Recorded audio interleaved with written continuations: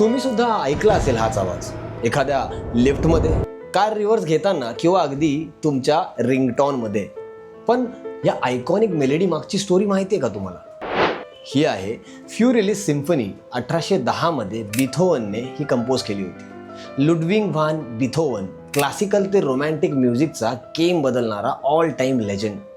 त्यांनी जेव्हा ही कंपोज केली तेव्हा ते पार्शली डीफ म्हणजे बहिरे होते. पुढे ही कंपोजिशन 1867 मध्ये म्हणजे त्यांच्या मृत्यूनंतर 40 वर्षांनी सापडली.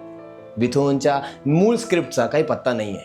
ही सगळी माहिती एका म्युझिकोलॉजिस्ट ट्रान्स्क्रिप्शनवरती अवलंबून आहे. आता ज्या नावाने ही ट्यून आहे ती एलिस कोण होती?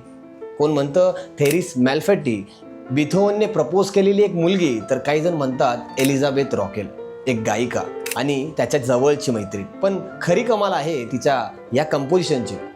सुरुवात शिकायला सोपी, पण मध्ये मात्र बिथोवनचा कॉम्प्लेक्स मास्टर स्ट्रोक यात येतो.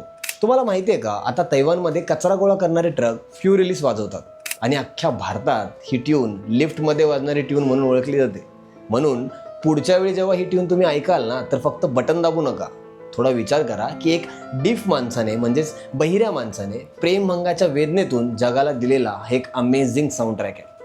ही माहिती तुम्हाला आवडली असेल तर लाईक करा, शेअर करा, आपल्या चंद्रकोर फिल्म्सच्या इन्स्टा पेजला फॉलो करायला विसरू नका आणि त्याचप्रमाणे आपल्या यूट्यूब चॅनलला सुद्धा भेट द्या.